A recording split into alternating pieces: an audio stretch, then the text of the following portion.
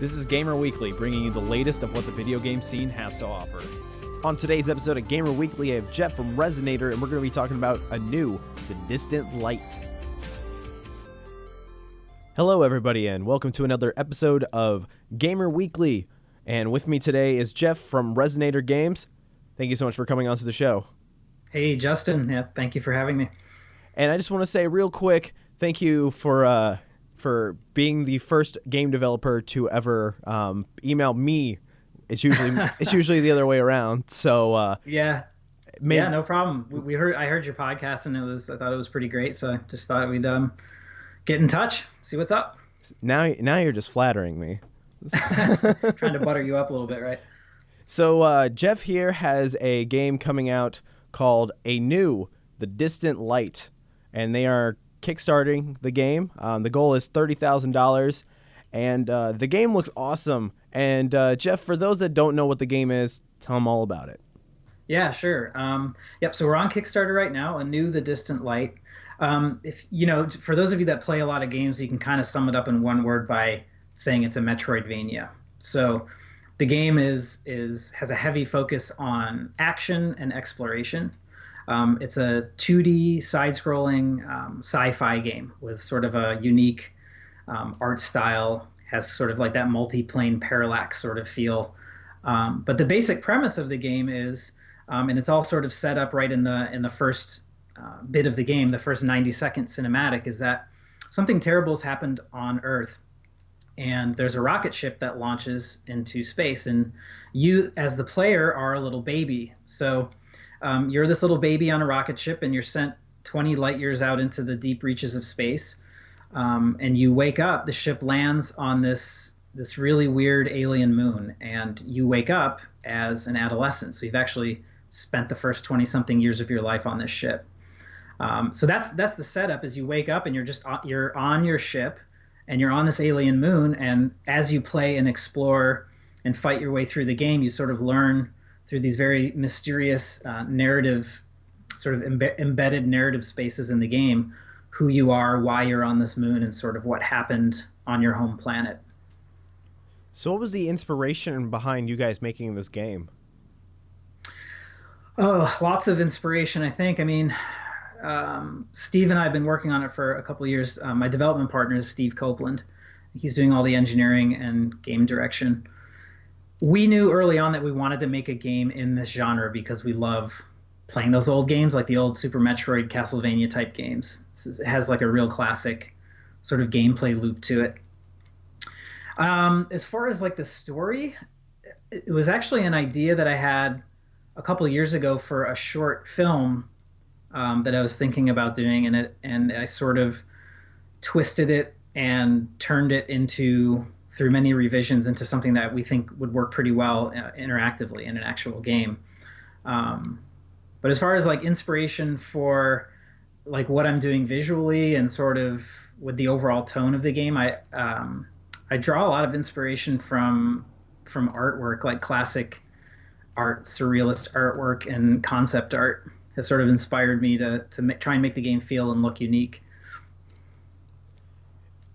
And so what made you guys want to go try and do a Kickstarter? That's a good question. That's a very complex question, because Kickstarters are really hard. They're hard to prepare for properly. They're hard to execute well. And then it's really hard while the campaign's going to just get people to continue to come to your campaign page and continue to open up their wallets, basically. But a few sort of like the high level reasons why we wanted to do a Kickstarter is it's a really great way to just interact directly with people who love to play games, and specifically people who love playing the type of game that we're making. So we put up our campaign page, people get really excited about it. They of course they back us with money, which is what we need really to do the project. But they also add comments, and they'll give us feedback like, oh, this looks great. Have you thought about trying this as far as gameplay or with the visuals or whatever? And we actually get into dialogues with these people directly through comments and messages. So we learn a lot. We get a lot of great feedback. The people backing us feel like, they're really a part of the development of this game, and they're having a hand in the direction it's going in.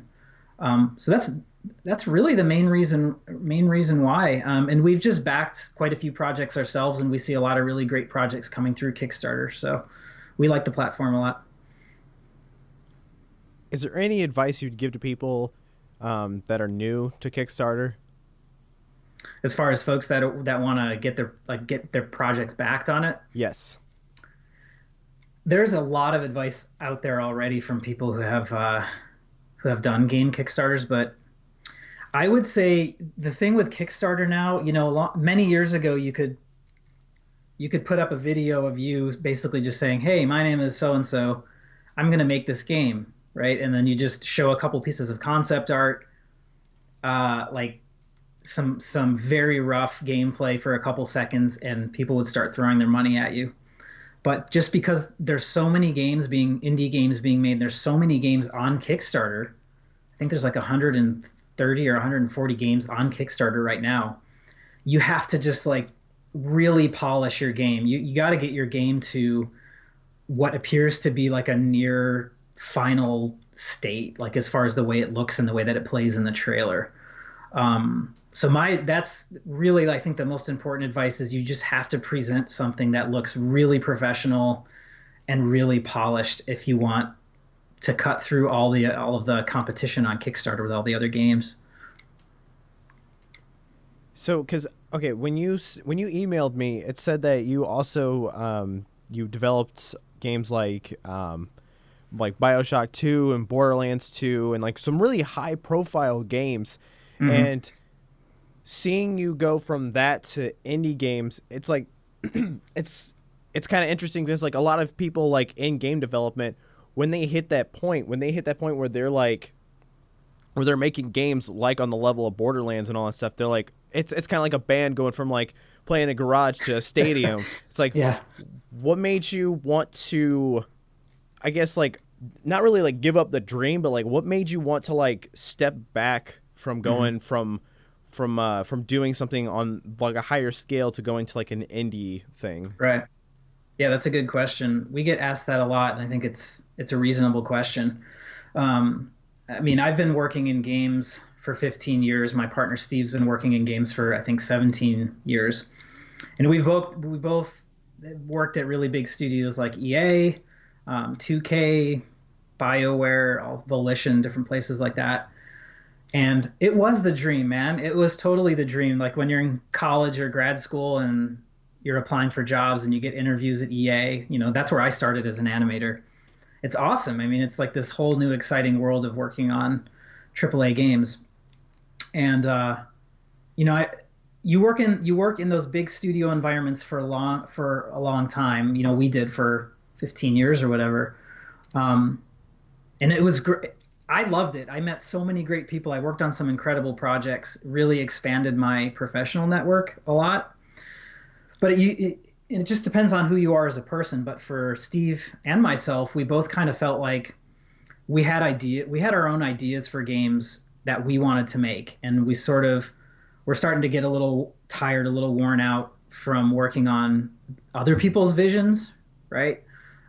For whatever their games are, even for really big games like Borderlands and stuff. It's like it's not your thing. So that's really why we just wanted to have the freedom to explore our own creative ideas and to just sort of jump ship, I guess, like jump off of the cruise ship into this little canoe is sort of what it's like, but and just sort of start to paddle away and see if we can make our own idea work. It's a big challenge, and if we can make it work, it'll be really exciting.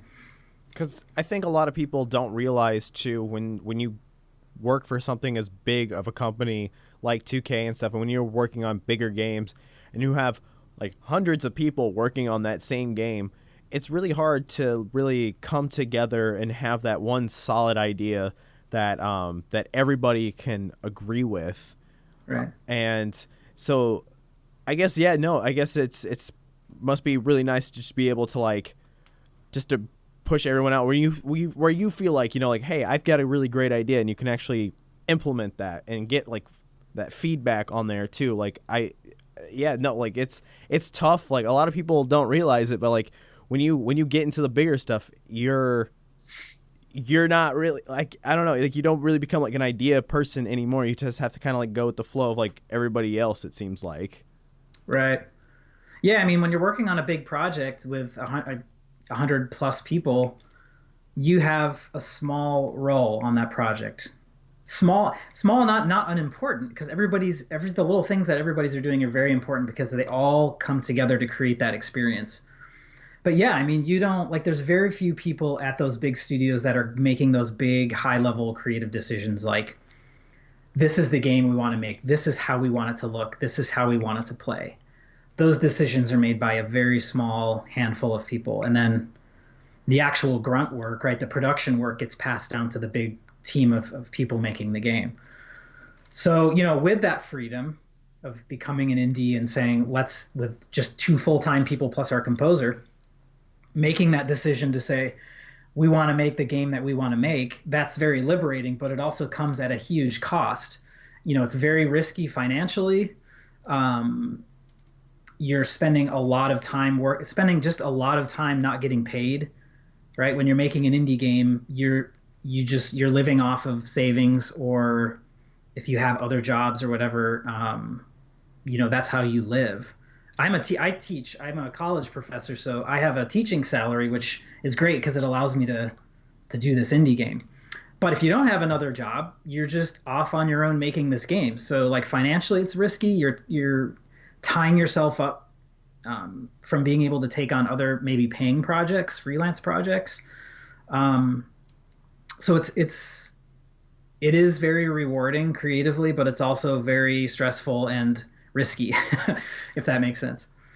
Has there ever been a point while you were developing the game where you just kind of looked at it and you're like, what do I do? Like, how do we carry on? How do you like get over the hurdles of the harsh development cycles? Yeah. It's really hard. I mean, and the thing is it's a 2-person team, so we're each sort of wearing the hats of 5, probably more like 10 full-time people at a studio, right? I mean, I'm doing all the art and characters and animation and sound design and story. That's a whole subsection of an entire studio. And Steve's doing all the programming and AI and tools and systems and game design. So just sort of flipping those hats rapidly and sort of going between all of these various production roles day to day, hour to hour, switching around what you need to do it can sort of be challenging as far as your mental state, as far as being able to focus on one thing at a time without having to switch to something else rapidly. I mean, but as far as like, there's so many challenges to making a game, not only making the content of the game and trying to get it to work in a game engine, but you also have stuff like working with lawyers and CPAs and, negotiating contracts with composers and reaching out to the press to try and actually get people to get their eyes on your project. Designing a website, managing social media, right? I think it's just the volume of work that you're trying to keep yourself motivated to do on a day-to-day basis. That's the biggest challenge. So the final question that I have, I ask it to just about everybody. Mm-hmm. What is your favorite part about Anew The Distant Light? My favorite part, I would have to say, of the actual game experience itself is just the fact that we're making this world that feels exotic and real, and it sort of invites you into it to sort of just purely explore and try and uncover all the mysteries that it has hidden. So not even talking about gameplay or systems or anything like that. I feel like we've created a world that that sort of invites you into itself to discover. So there it is, guys. Check out Anew The Distant Light. It is on Kickstarter right now, and I will put it on. Get ready for this, guys. We have a Tumblr and a Facebook page now. Hooray. And we're also working on a YouTube channel right now. So everything is finally getting streamlined into what everybody uses these days. So it's been a long time coming, but we're finally getting everything. So I'm gonna put a link to this when the show goes live. So every Friday. So it's Friday. When you hear this, it's gonna be Friday. So it's gonna be up, and definitely back Resonator up. These are awesome dudes. And definitely check out the game. And also, one of their goals: if you pay $500, you can be in the game. So if you got collect some money up from all your friends, right? spend that. If that's your paycheck, spend your paycheck. There you go. The whole thing. The whole thing, and. You will be in a game, and the game. When is the game coming out? We haven't actually announced a release date yet. I think realistically, we've got another year of development left, so hopefully early 2018. You heard it here first, guys. Early. Yeah, but you can't quote me on that. You can't. He didn't say that. Ignore that. That was someone else. That was a different guy. Yep. It might come out 2018. There you go. And we might see it on PC, PlayStation 4, and Xbox One, and maybe even the Switch. Yeah, we've been getting a lot of comments from people on our Kickstarter asking for that, so that's something we're definitely going to be talking about. See if we can make it happen. Well, if you guys get backed enough, you're gonna be on everything. Hey, let's do this. I've got faith in you guys, absolutely. Right. So thanks, Justin. Thank you so much for coming onto the show, and thank you everybody out there for listening. Like us on Facebook, reblog us on Tumblr, find other places to put it, listen to the show. Support's nice, Thank you so much everybody for listening, and goodbye.